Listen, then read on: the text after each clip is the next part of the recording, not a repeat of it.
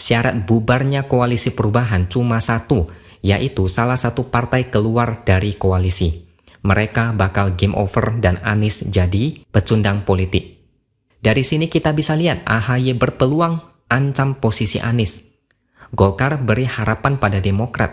AHY bisa tersenyum lega karena ada pintu peluang yang terbuka untuk dia.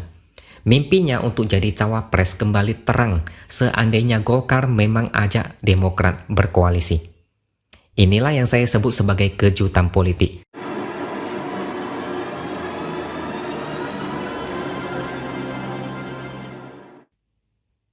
Halo, bertemu lagi dengan saya X Hardy di Opini Sewer. Di koalisi perubahan, nama AHY selalu jadi bahan sindiran dan ejekan karena nggak punya prestasi, nggak punya pengalaman, cuma andalkan SBY, tapi punya mimpi jadi wakil presiden. Sebenarnya kalau memungkinkan, AHY maunya jadi presiden karena biar gimana pun presiden lebih prestisius daripada wakil presiden. Tapi karena nggak mungkin, akhirnya mimpi diturunkan jadi wakil presiden. Itu pun tetap aja nggak tahu diri. Gagal di Pilkada DKI malah mau maju jadi cawapres. Partai Nasdem dan PKS juga kelihatan nggak tertarik kalau AHY jadi cawapres Anies. Berulang kali nama Mahfud MD, Sandiaga hingga Khofifah disuarakan sebagai cawapres potensial. Kalau Demokrat habis kesabaran, bisa saja mereka keluar dari koalisi. Kalau sudah begini, Anies yang terancam nggak bisa nyapres. Demokrat bisa saja bikin ulah kalau ada peluang. Barusan Ketua Umum Golkar Erlangga minta langsung bertemu SBY di Cikeas. Dua tokoh besar bertemu langsung, artinya ada pembicaraan serius. Kalau cuma pembahasan sepele, cukup lewat telepon. Orang awam pun bisa menebak kalau mereka mau diskusi soal Pilpres. Saya lihat ini ada kaitannya dengan P3 yang resmi berkoalisi dengan PDIP mengusung Ganjar. Sebelumnya, KIB terdiri dari Golkar, PAN, dan P3. Karena P3 bergabung dengan PDIP, otomatis kekuatan KIB agak merosot. KIB butuh tambahan kekuatan dari partai lain. Mungkin Demokrat cocok jadi pengganti. Jika Demokrat dan Golkar bergabung, maka syarat ambang batas 20% udah tercapai. Duet Erlangga dan AHY bisa langsung terwujud. Apakah itu mungkin? Ternyata AHY kasih sedikit kode buat kita. Dia bilang semua sangat mungkin terjadi kalau tujuannya baik dan sama-sama mau melakukan perubahan. Berarti AHY buka peluang untuk bikin koalisi perubahan jadi kacau. Pertanyaan lainnya, apakah Golkar yang pindah ke koalisi perubahan atau Demokrat yang pindah ke KIB? Kalau Golkar yang berkoalisi dengan koalisi perubahan, rasanya sulit sekali. Ini karena tahun 2019 lalu, Munas Golkar memutuskan Erlangga sebagai capres Partai Golkar. Tahun 2021, Golkar gelar Rapat Pimpinan Nasional atau Rapimnas. Hasilnya, Erlangga maju sebagai capres. Kayaknya Golkar nggak mau tawar-menawar soal capres. Jadi ada dua skenario. Kalau Golkar gabung ke koalisi perubahan, maka Erlangga capres, lalu Anies juga capres. Ya nggak bakalan klop. Salah satu harus mengalah, tapi siapa yang mau mengalah? Ini kasusnya sama kayak Ganjar diduetkan dengan Prabowo. Tapi siapa yang mau ngalah jadi cawapres?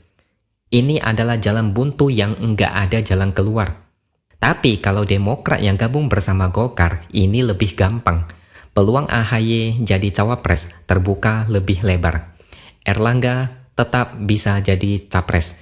Skenario ini menurut saya lebih masuk akal. Nah, dengan demikian AHY punya daya tawar yang lebih kuat.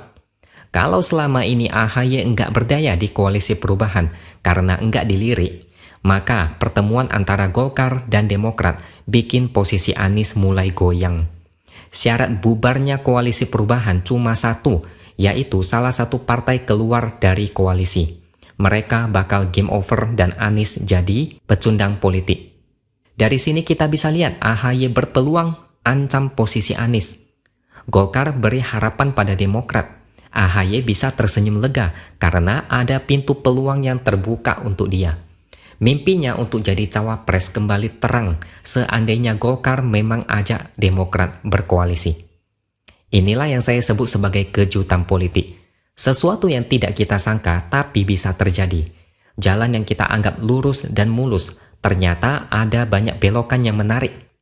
Posisi Anies sebagai capres memang tidak kuat. Apalagi hingga saat ini Nasdem, PKS, dan Demokrat masih belum ada kata sepakat soal nama cawapres. Masing-masing masih ngotot. Mereka sebenarnya enggak solid. Ketika Golkar minta bertemu SBY, itulah bukti koalisi perubahan sedang tidak baik-baik saja. P3 yang awalnya ke KIB aja mendadak gabung ke PDIP dan dukung Ganjar. Kenapa Demokrat enggak bisa keluar dan gabung ke Golkar? Semua bisa terjadi, apapun mungkin terjadi. AHY tadi udah bilang peluang koalisi selalu ada. Orang yang komitmen enggak akan melirik peluang lain di luar.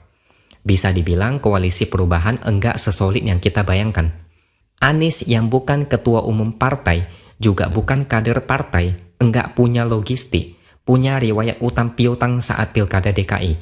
Biasanya rentan dengan resiko gagalnya pres.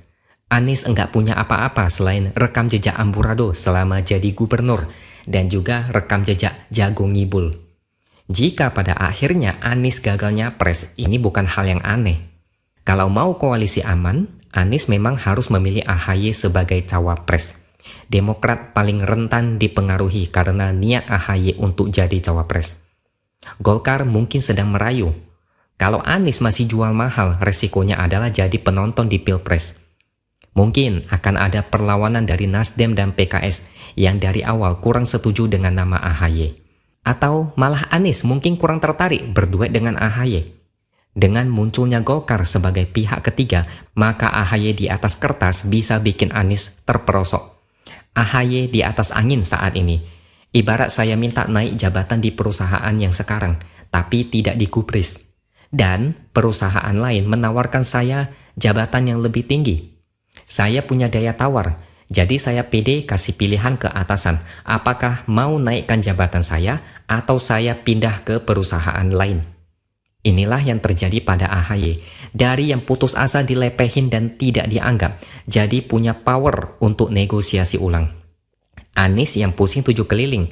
Anies harus putar otak gimana caranya mempertahankan Demokrat supaya tidak minggat.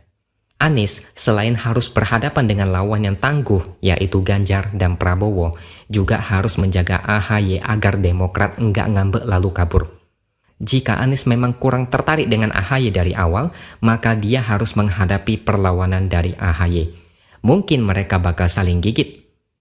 Bagi sebagian orang, Pilpres dirasa lebih adem kalau tidak ada Anies.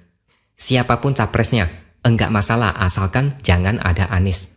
Sebagian pendukungnya bakal bikin gaduh di Pilpres, sama seperti saat Pilkada 2017.